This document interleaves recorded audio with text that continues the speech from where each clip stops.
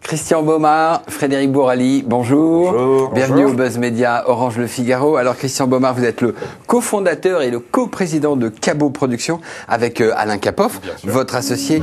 Vous êtes le producteur de Scènes de ménage et vous, on vous connaît, Frédéric Bourali, comédien dans Scènes de ménage depuis le début. Alors aujourd'hui, on vient d'avoir les résultats. C'est le record historique de Scènes de ménage. 5,2 millions de téléspectateurs. Ça va faire 19 ou même quasiment 20% de part d'audience. Vous êtes le pire cauchemar de David Pujadas et de Laurence Ferrari. Alors, on ne sait pas si on est leur pire cauchemar. Ça, c'est eux qui pourraient répondre à cette question. Ce qu'il y a de certain, c'est qu'on a une progression incroyable en à peine un an et demi. Et régulière. Et régulière. Sachez qu'on a pris la case, Scènes de ménage est arrivée sur la case, il devait y avoir à peu près 1,8 million, 2 millions de téléspectateurs. Et donc en l'espace d'un an, depuis octobre l'an dernier, on a gagné quasiment 3 millions de spectateurs.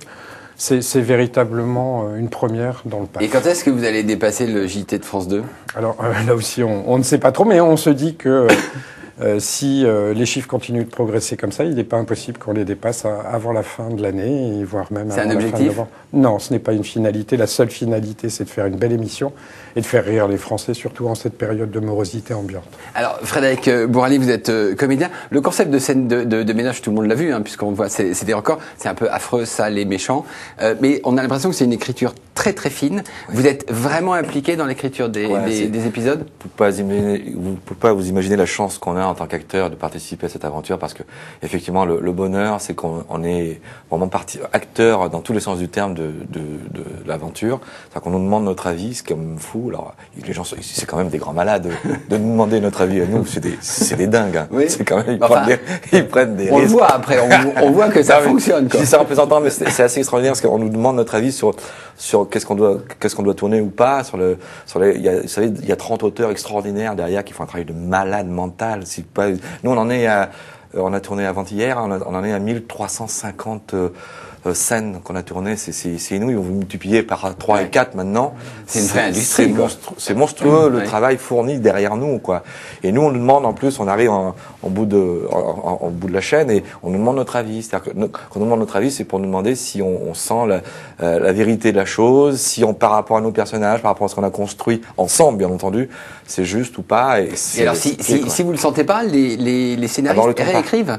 Alors, il y a plusieurs. Alors, quand on a une séance de lecture, pour faire très très vite, ouais. C'est-à-dire qu'on lit 95 sketchs ou scènes ou 90 dans la journée, et puis on dit si c'est très très drôle, et que des fois il y a des choses très très drôles qu'on ne prend pas d'ailleurs, parce que ça ne correspond pas à nos personnages, ouais. Parce que ça ne correspond pas à entre guillemets la Bible. J'aime pas ce mot-là. Ça veut pas dire grand-chose, mais voilà ce qui a été construit. Et des fois il y a des choses qui font l'unanimité, donc on les prend. Puis des fois il y a des choses qu'on n'aime pas parce que vulgaire, parce que pas nos personnages, parce que pas dans la situation. Et puis des fois il y a des choses très drôles, mais mal réussies, et on se dit bon bah voilà, faut le réécrire. L'idée est vachement bien, vas-y, on les renvoie chez les auteurs qui réécrivent en fonction de ce qu'on trouve. Ah oui, donc on voit que c'est une mécanique de précision. Ouais, alors M6, c'est un peu les champions des programmes courts, Ils avaient innové avec Caméra Café, Kaamelott. Vous arrivez dans cette tradition.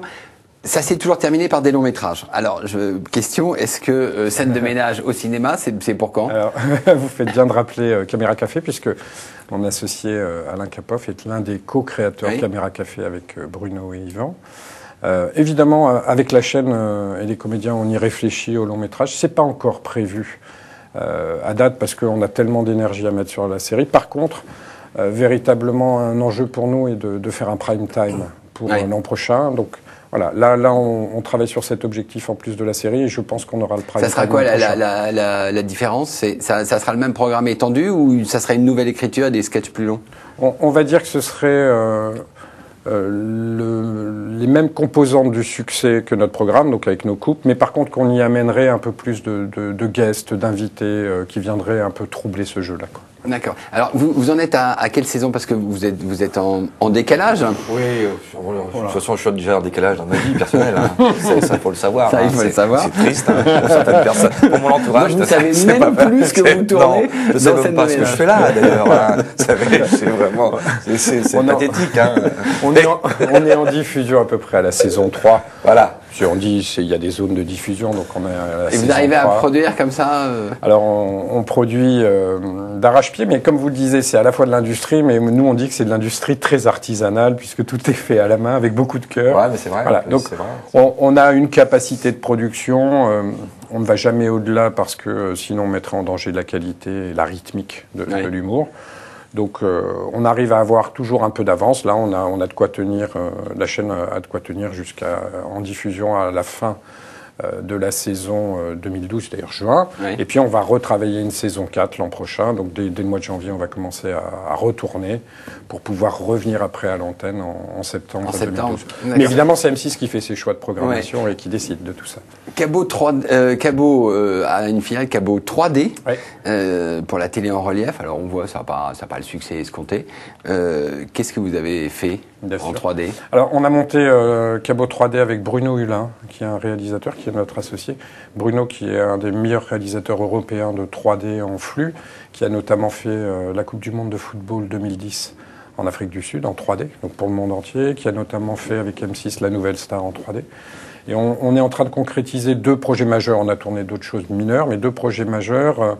L'un, je vais le dire en souriant, pour Frédéric quasiment, qui est le tournage du Crazy Horse en 3D. Voilà, et on a prévu de tourner fin janvier. Ça sera diffusé sur quelle chaîne? Ce sont des diffusions à l'international surtout. D'accord. En fait. Et le deuxième projet qu'on concrétise actuellement est un projet avec Franco Dragon, qui est sans doute le plus grand créateur de spectacles vivants aujourd'hui, qui a créé un spectacle qui est en place depuis un an à Macao, qui s'appelle The House of Dancing Water et qu'on va bientôt tourner. Puisque vous nous donnez l'antenne, on va la prendre parce qu'on va s'adresser à nos amis. Salut. Donc Valérie, Gérard, Marion, Audrey, Lou Denis, Emma et Fabien, qui sont le 4e couple, donc Anne-Elisabeth, Blateau et David. Bon, on va fêter tout ça vendredi.